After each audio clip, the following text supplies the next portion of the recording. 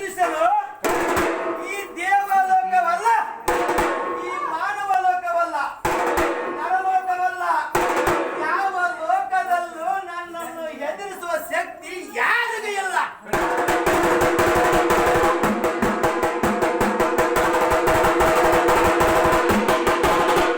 ಎಂದು ಅಹಂಕಾರದಿಂದ ಮೆರೆದು ಕೈಲಾಸಪತಿಯಾದ ಶಂಕರನಿಗೆ ದಾಳಿ ಇಟ್ಟು ಅಲ್ಲಿರ್ತಕ್ಕಂಥ ಋಷಿ ಮುನಿಗಳನ್ನು ಕಾಲು ಹತ್ತಿರರು. ಇದನ್ನು ಯಾವ ನಮ್ಮ ತ್ರಿಲೋಕ ಸಂಚಾರಿಯಾದ ನಾರದರು ಕಂಡು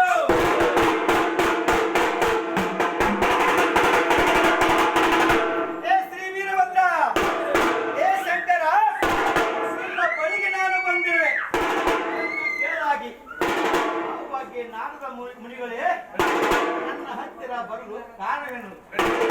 ಹೇ ಶಿವನೇ, ಆ ಬ್ರಹ್ಮದೇವ ಪಂಚಮುಂಡಾಸನಿಗೆ ಸಾವಿರದ ವರವನ್ನು ನೀಡಿದ್ದಾನೆ. ಅವನಿಗೆ ಸಾವಿರವೆಂದು ನಮ್ಮನ್ನು ಗೋಳಾಡಿಸುತ್ತಿರುವನು.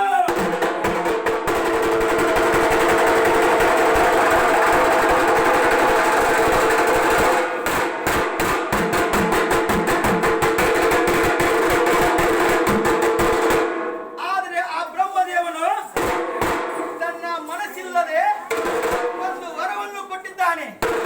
ಅದು ಏನೆಂದರೆ ಯಾವ ತಾಯಿಯ ಗರ್ಭದಲ್ಲಿ ಜನಿಸಿರಬಾರದು. ಆದರೆ ತಾಯಿಯ ಹೊಟ್ಟೆ ಹುಟ್ಟದೆ ಮತ್ತಿನ್ನು ಯಾವ ಹೊಟ್ಟೆಯಲ್ಲಿ ಹುಟ್ಟುತ್ತಾರೆ.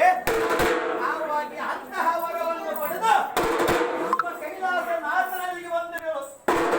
ಆವಾಗಿ ನಮ್ಮ ಶಂಕರ ಹೇಳ್ತಾನೆ, ಮತ್ತೊಮ್ಮೆ ನುಸುನಕ್ಕ ಆ ಬ್ರಹ್ಮನು ಕೊಟ್ಟಿದ್ದು ವರವೇನು ತಪ್ಪಲ್ಲ.